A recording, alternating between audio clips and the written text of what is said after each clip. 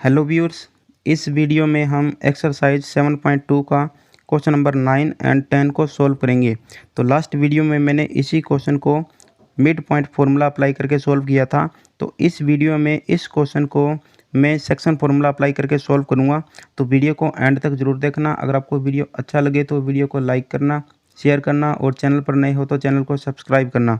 तो चलिए हम वीडियो को स्टार्ट करते हैं। Question number 9, find the coordinates of the points which divide the line segment joining A -2, 2 and B 2, 8 into 4 equal parts.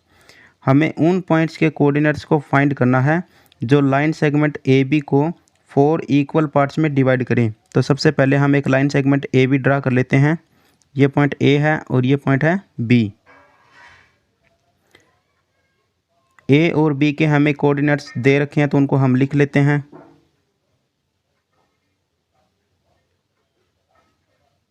Coordinates of A equal -2, 2। Coordinates of B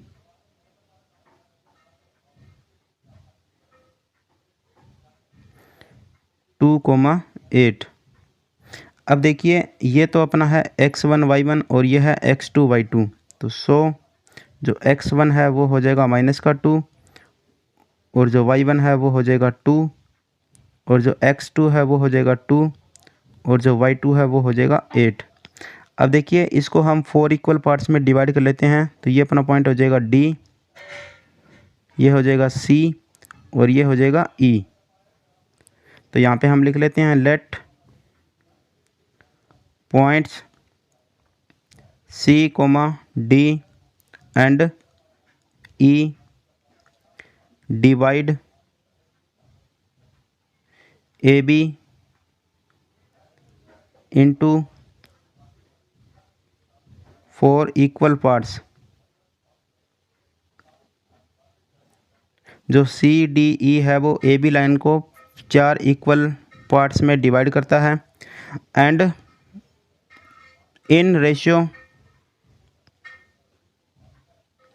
और जिस ratio में divide कर रहा है वो हम लिख लेते हैं 1:3, 1:1 एंड 3:1 रिस्पेक्टिवली।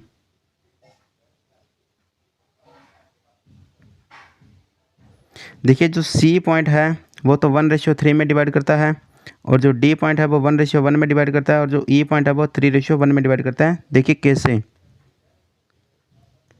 ये एक लाइन सेगमेंट ए बी है। अगर हम C पॉइंट की बात करें तो C पॉइंट यहाँ है। इधर वाला जो हिस्सा है वो तो है 1 और इधर है 3 पार्ट्स, तो यानी कि 1:3 हो जाएगा C पॉइंट की अगर हम बात करें तो। इसी तरह से अगर हम पॉइंट D की बात करें तो जो D पॉइंट है वो पूरी लाइन सेगमेंट को 1:1 में डिवाइड करेगा। तो यानी कि ये मिड पॉइंट है, तो इधर भी उतना ही पार्ट है जितना इधर है, तो यानी कि 1:1 हो जाएगा पॉइंट D के लिए।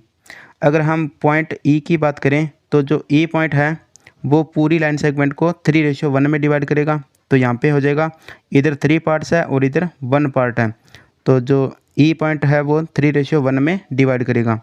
तो अब हम क्या करेंगे, C पॉइंट के कोऑर्डिनेट्स फाइंड करेंगे सेक्शन फार्मूला अप्लाई करके, और जो रेशियो है वो 1:3 लेके चलेंगे। और ये हमारे पास वैल्यू है ही है पहले से ही, x1 y1 x2 और y2। तो चलिए यहाँ पे हम लिख लेते हैं अप्लाई सेक्शन फॉर्मूला।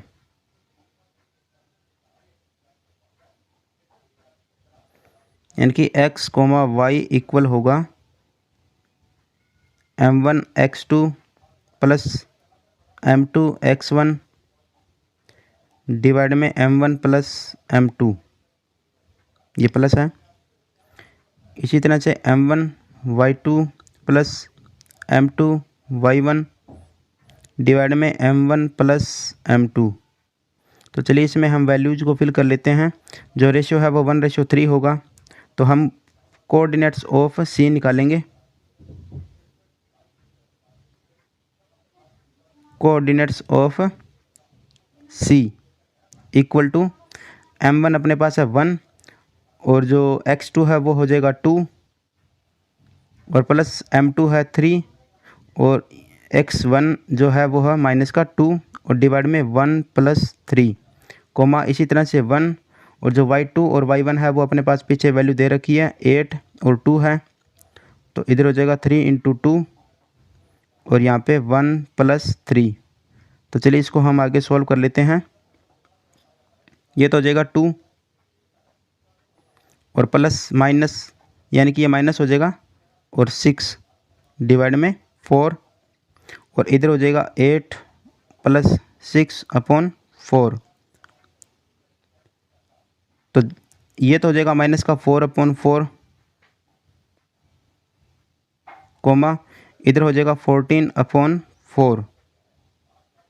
तो जब हम इसको आगे सोल्व करेंगे तो ये हो जाएगा माइनस का 1 कोमा और ये हो जाएगा 7/2। तो ये अपने आ जाएंगे कोऑर्डिनेट्स ऑफ सी। अब हम coordinates of point D find करेंगे।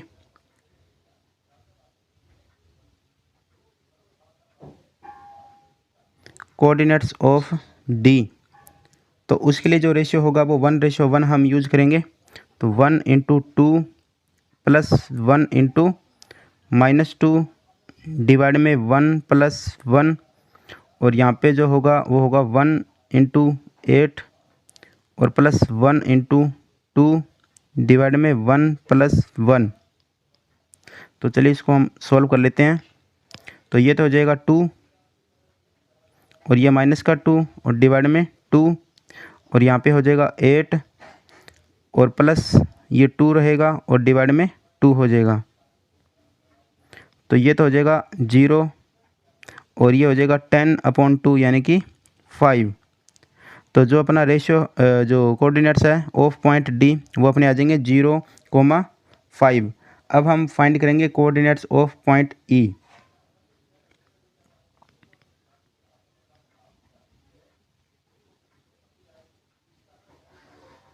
ई पॉइंट के लिए जो कोऑर्डिनेट्स हम निकालेंगे तो उसके लिए जो रेशियो यूज होगा वो होगा 3:1। तो चलिए इसको हम सॉल्व कर लेते हैं। तो 3 × 2 हो जाएगा और प्लस 1 × माइनस का 2 हो जाएगा और डिवाइड में 3 + 1 और इधर हो जाएगा 3 × 8 हो जाएगा और प्लस 1 × 2 हो जाएगा और डिवाइड में 3 + 1। तो चलिए इसको हम सोल्व कर लेते हैं। तो ये तो हो जाएगा 6 और -2/4। पहले मैं लिख लेता हूँ coordinates of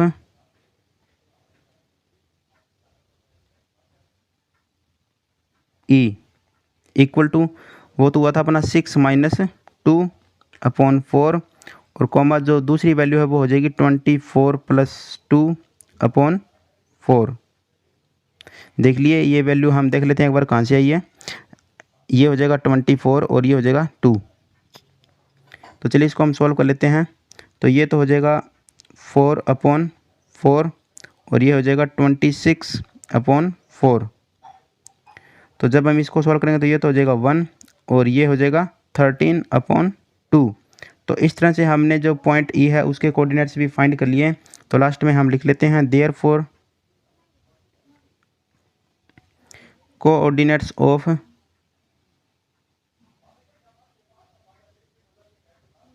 required points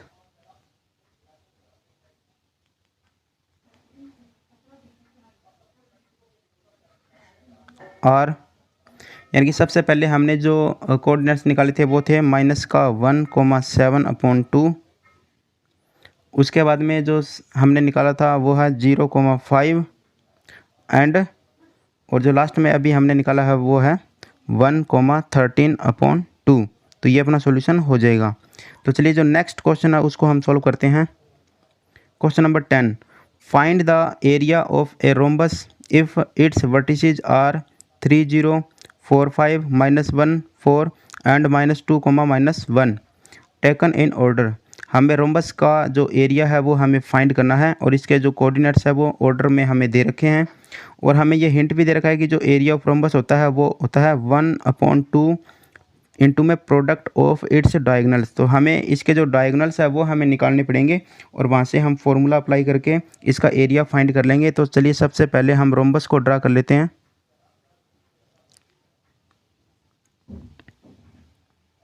rhombus वो होता है जिसकी चारों साइड इक्वल होती है। तो ये पॉइंट हो जाएगा ए, ये हो जाएगा बी, और ये हो जाएगा सी, और ये हो जाएगा डी। इसकी चारों साइड इक्वल है और इसके जो रोम्बस है वो हम ड्रा कर लेते हैं। ये है बी डी और ये है ए सी। तो हमें ए सी और बी डी की वैल्यू फाइंड करनी है और इसके जो कोऑर्डिनेट्स है वो हमें दे रखे हैं। तो हम डिस्टेंस फार्मूला अप्लाई करके इसके जो डायगोनल्स है वो ड्रा कर लेंगे और उनको फाइंड कर लेंगे। और उसके बाद में ये फार्मूला अप्लाई करके हम जो वैल्यू है वो फाइंड कर लेंगे एरिया ऑफ रोम्बस की। तो चलिए सबसे पहले हम ए बी सी डी के बारे में लिख लेते हैं। Let points A comma B comma C and D are the vertices of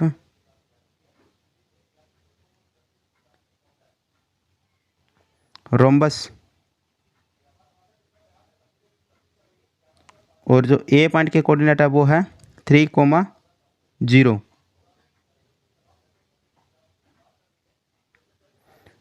उसके बाद में जो बी पॉइंट के कोऑर्डिनेट्स है वो हम लिख लेते हैं 4,5।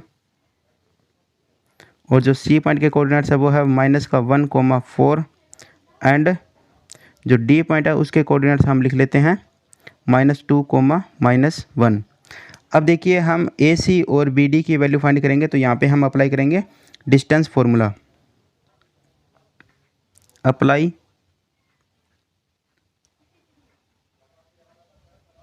डिस्टेंस फार्मूला यानी कि दूरी सूत्र से। तो d इक्वल टू होता है x2 माइनस x1 की स्क्वायर हो जाएगी और प्लस y2 माइनस y1 की स्क्वायर हो जाएगी और इसके ऊपर रख जाएगा अंडर रूट। तो चलिए सबसे पहले हम ए सी की वैल्यू फाइंड करेंगे। तो ए सी के लिए हम ए और जो सी पॉइंट है उसके कोऑर्डिनेट्स को लेके चलेंगे। तो देखिए ए सी के अंदर हमारे पास है 3 0 और -1 4। तो 3 -1 हो जाएगा यानी कि 3 + 1 और 0 - 4। तो 3 + 1 और 0 - 4 इसका स्क्वायर हो जाएगा और 0 - 4 का स्क्वायर हो जाएगा और इसका अंडर रूट कर देंगे। तो ये तो हो जाएगा 4 का स्क्वायर यानी कि 16 डायरेक्ट लिखूँगा मैं, और प्लस यहाँ पे भी 4 बचेगा और 4 का स्क्वायर 16 हो जाएगा। तो ये हो जाएगा 16 × 2 भी हम इसको लिख सकते हैं। और इसको जब हम सॉल्व करेंगे तो ये आ जाएगा 4√2 यूनिट। इसी तरह से हम बी डी की वैल्यू को फाइंड करेंगे। तो बी डी के लिए हम बी और डी के जो कोऑर्डिनेट्स हैं उनको हम लिखेंगे यहाँ पे। तो बी डी के जो कोऑर्डिनेट्स है 4 5 और -2 -1 है। तो 4 - -2 यानी कि 4 + 2 हो जाएगा और 5 + 1 हो जाएगा। तो 4 + 2 और 5 + 1 इसका स्क्वायर हो जाएगा।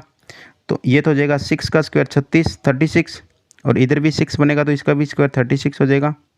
तो इसको भी हम सेम वैसे ही लिख सकते हैं जैसे हमने ऊपर वाली वैल्यू लिखी है यानी कि 36 × 2। तो इसका रूट हो जाएगा 6 और यहाँ पे बचेगा √2 यूनिट।